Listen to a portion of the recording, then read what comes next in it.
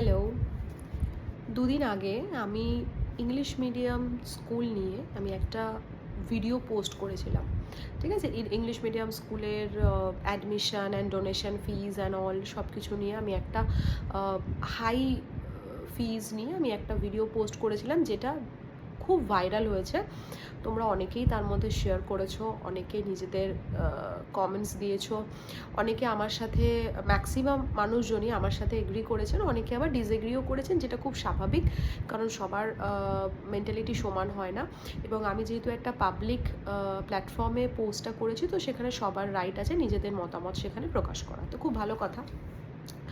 তো এবার যে ব্যাপারটা, যেটার জন্য আমার এখন ভিডিওটা আমি পোস্ট করছি, সেটা হচ্ছে ওখানে এমনি সবার কমেন্টসে আমি কিন্তু কম বেশি পড়েছি। ঠিক আছে, আমি চেষ্টা করেছি সবার কমেন্টস পড়া, যেহেতু প্রচুর কমেন্টস এসছে ওখানে। তো তার মধ্যে 2-3টে কমেন্টস আমার বেশ নজর কেড়েছে এবং আমার মনে হলো যে সেখানে আমার কিছু বলা উচিত। তো ফার্স্ট অফ অল, আমি ওখানে একটা জায়গায় বলেছি যে ওনারা যে ইংলিশ স্টাইলে আমার সাথে কথা বলেছে, তো সেটাই আমি একটুখানি এখানে একটু অভিনয় করে বলার চেষ্টা করেছিলাম মাত্র। তো সেখানে অনেকের সেটা নাকি খারাপ লেগেছে, যে আমি ওনার প্রফেশনটাকে আমি, মানে ওনার ওটা কাজ, ওনার ওটা প্রফেশন, তো সেটাকে নাকি আমি কোনোভাবে ছোট করেছি। তো প্রথমত, আমি ওনার কোনো প্রফেশনকে ছোট করিনি, এখানে ওনার কোনো দোষও নেই। আমি এখানে ওনাকে কিন্তু কোনো ভিডিওতে ছোট করিনি। অফকোর্স এটা স্কুলের নিয়ম, স্কুল ওনাকে যেভাবে বলতে বলা হয়েছে উনি সেভাবে বলেছেন। স্কুলে যে ফিজ সেটা উনি বলেছেন, উনি নিজস্ব ফিজও বলেনি, আমি কোনো মালিকের সাথে কথা বলিনি। স্কুলের যেটা ফিজ ওনারা সেটাই আমাকে বলেছেন, এবং স্কুলের যেটা নিয়ম, যা রুলস অ্যান্ড রেগুলেশন, ওনারা সেটাই আমাকে বলেছেন। তো আমার বক্তব্য ওটা ছিল না। তো আমি কিন্তু ওনাকে পার্সোনালি কোনো অ্যাটাক করিনি।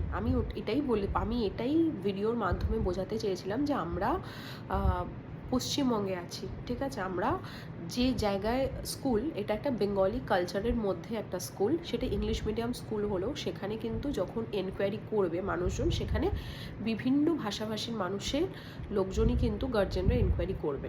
তো সেই হিসেবে আমি কথাটা বলতে চেয়েছিলাম যে ওনারা যে ইংলিশ স্টাইলে ওনারা কথাটা বলছেন, যারা একদমই ইংলিশ বোঝেন না, বা যারা ইংলিশে কথা বুঝতে পারে বাট ইংলিশে বলতে তারা কমফোর্টেবল নয়, তারা হঠাৎ করে, সেই সমস্ত গার্জেনরা যদি হঠাৎ করে এরকমভাবে ফ্লুয়েন্টলি একটা ইংলিশ ল্যাঙ্গুয়েজে কথা শোনে, তখন তারা কিন্তু প্রাথমিকভাবে একটু হকচকিয়ে যাবে, বা তারা ইতস্তত বোধ করবে ফিউচারে ভালোভাবে তাদের সাথে কথা বলার জন্য, যে তারা ভাববে যে তারা কি বাংলায় বা হিন্দিতে, যেটা তাদের ভাষা, মাদার টাং, তারা কি কথা বলতে পারবে।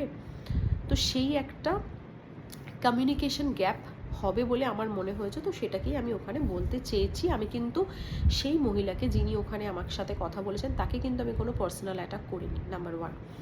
সেকেন্ড হচ্ছে, ওখানে আমি একটা কথা আরও বলেছিলাম, সেটা হচ্ছে আমাদের মতো, আমরা যারা বেঙ্গলি মিডিয়াম স্কুলে পড়েছি, আমাদের ইচ্ছা হতেই পারে যে আমরা আমাদের ছেলে মেয়েদের ভবিষ্যতে, যেটা আমরা পাইনি, আমাদের ছেলে মেয়েদের যাতে ইংলিশ মিডিয়াম স্কুলে পড়াতে পারি, যেটা আমার বলে শুধু নয়, আমার মতো আরও অনেক মা বাবারা এগ্রি করতেও পারেন, ডিসএগ্রি করতে পারেন, সেটা হোয়াট এভার।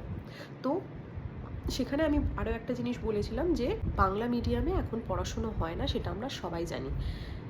তো এই যে কথাটা আমি বলেছিলাম, সেখানে অনেকে আমাকে অ্যাটাক করে বলেছে যে তুমি নিজে বেঙ্গলি মিডিয়ামে পড়েছো বলছো, আবার তুমি নিজেই বাংলা মিডিয়ামকে অপমান করছো। আবার অনেকে ওখানে এটাও বলেছে যে বেঙ্গলি মিডিয়ামে নিজে পড়াশুনো করে কে বললো তোমাকে তাহলে যে বেঙ্গলি মিডিয়াম খারাপ, তাহলে তুমি কি পড়াশুনো করেছো। তো এরকম বিভিন্ন প্রশ্ন আমার দিকে ছুড়ে দেওয়া হয়েছে। তো এটাও আমার মনে হয়েছে যে আমার উত্তর দেওয়া উচিত। সেটা হচ্ছে, আমি অবশ্যই বুক বাজিয়ে বলতে পারি যে আমি বেঙ্গলি মিডিয়ামের student, I am proud of it.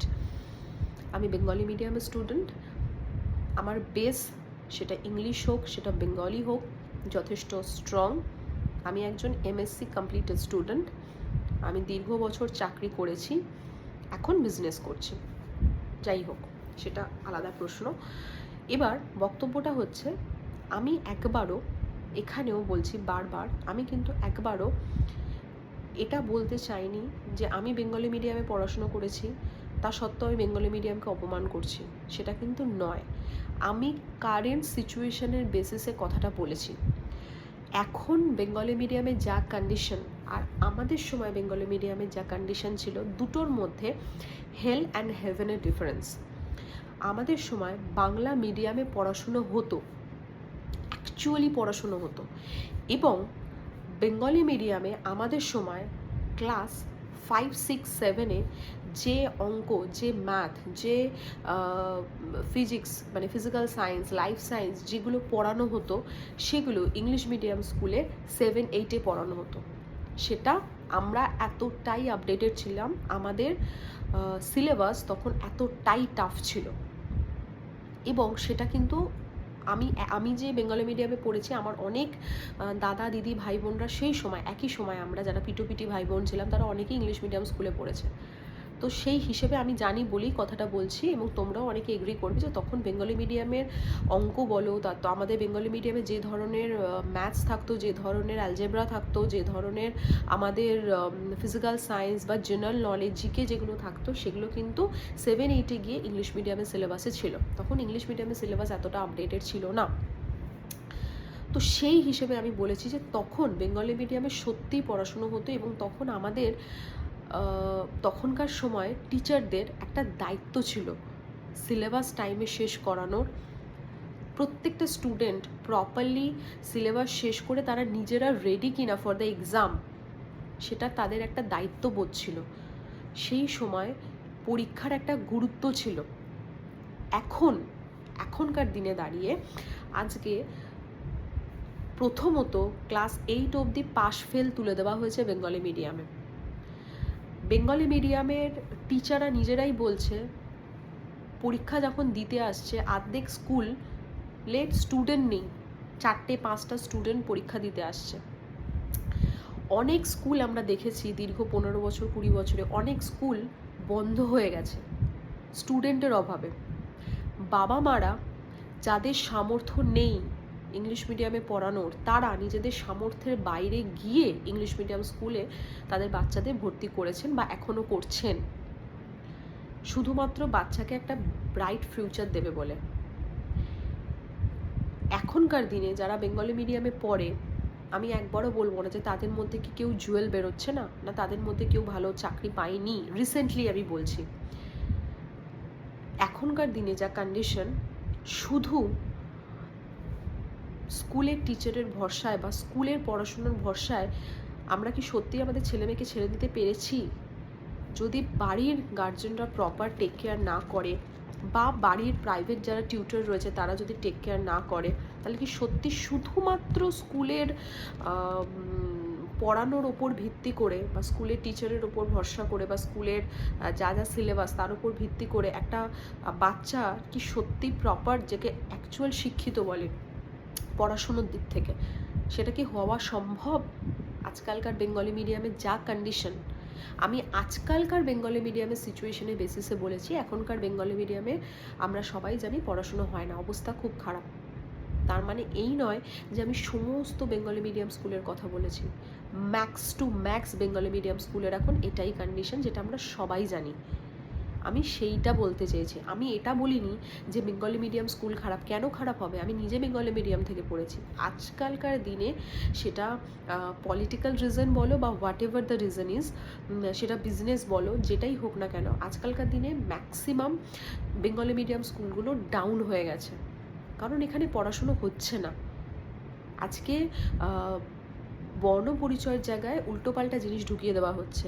Rabindranath ঠাকুর, সুকান্ত ভট্টাচার্যের কবিতার জায়গায়, গল্পের জায়গায় সেখানে মানে ভুল ভাল আবোল তাবোল জিনিসপত্র, কবিতা সেখানে বাচ্চাদেরকে শেখানো হচ্ছে। তাহলে বাচ্চারা শিখছেটা কি? বেঙ্গলি মিডিয়াম স্কুলে থেকে বাচ্চারা তাহলে কী শিখছে? আমার প্রশ্নটা এই জায়গায় ছিল। হয়তো আমি সেখানে টপিকটা যেহেতু অন্য ছিল, আমি সেখানে হয়তো এতটা ইলাবোরেট করে কথা বলতে পারিনি। তো এই জন্য আমি ওখানে কথাটা বলেছিলাম। আমি কিন্তু এটা কখনো বলতে চাইনি বা বেঙ্গলি মিডিয়ামকে কখনো ছোট করতে চাইনি। আমার খুব খারাপ লাগে যে আমি যে স্কুলে পড়েছি এক সময়, এখন সে স্কুলে অ্যাডমিশন নিতে গেলে আমার পাড়ারই যারা ছোট ছোট ছেলেমেয়েরা রয়েছে তারা দুবার ভাবছে যে কী করে ভর্তি হব। আমাদের সময়কার যে টিচাররা ছিল তারা এখন রিটায়ার করে গেছেন। সেই সময় যা পড়ানোর প্যাটার্ন ছিল, সেই সময় যা ছিল, এখন তো কিচ্ছু নেই।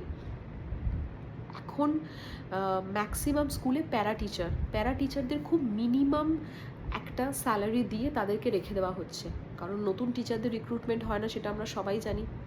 এবার একটা প্যারা টিচারকে মিনিমাম কতটুকু স্যালারি দেওয়া হয়?